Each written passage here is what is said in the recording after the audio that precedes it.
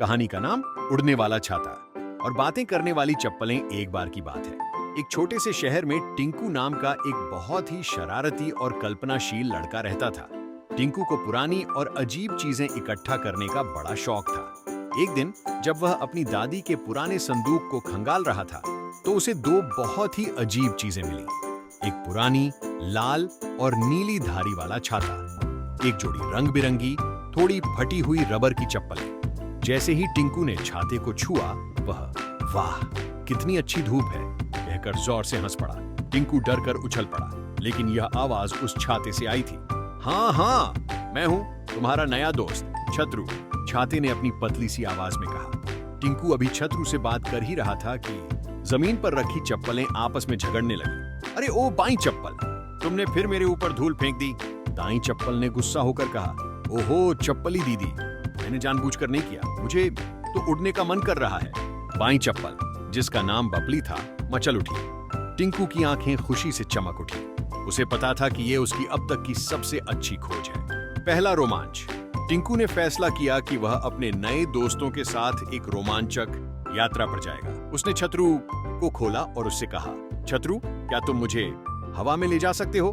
छतरू ने तुरंत कहा, बस मेरी डंडी को कसकर पकड़ो। जैसे ही टिंकू ने छतरू को पकड़ा, छाता उड़ना शुरू हो गया।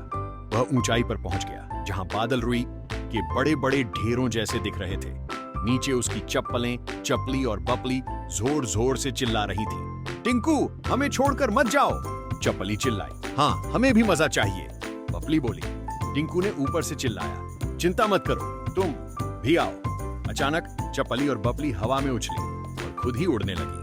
वे हवा में ऐसे तैर रही थीं जैसे पानी में छोटी नावें। सबसे बड़ी समस्या, तीनों दोस्त उड़ते उड़ते चॉकलेट की नदी के पास पहुंचे। टिंकू ने कहा, वाह काश मेरे पास एक नाव होती। तभी चपली और बपली एक साथ बोली, हम हैं ना। दोनों चप्पलें नीचे आईं और एक के ऊपर एक जुड़ गईं और जादू से एक छोटी सी रबर की नाव बन गई। टिंकू उसमें बैठ गया और छतरू ने उसे हवा से धकेलना शुरू किया। लेकिन तभी चॉकलेट की नदी से एक बड़ा सा गुस्सैल मगरमच्छ बाहर निकला, जिसकी पूंछ जेली की बनी थी। मगरमच्छ ने मुंह खोला और जोर से दहाड़ा, टिंकू हमें खा जाएगा। चपली और बपली डर गई और फिर से अलग अलग चप्पलें बन गईं। टिंकू ने बिना डरे छतरू से कहा, छतरू मगरमच्छ को हंसाओ। छतरू ने खुद को तेजी से घुमाया और जोर से एक अजीब सी आवाज निकाली, फुर्रर्र फुस फुस फुस। गुस्सैल मगरमच्छ ने ऐसी आवाज कभी नहीं सुनी थी। वह पहले थोड़ा हैरान हुआ, फिर जोर जोर से हंसने लगा। उसकी जेली की पूंछ हिलने लगी और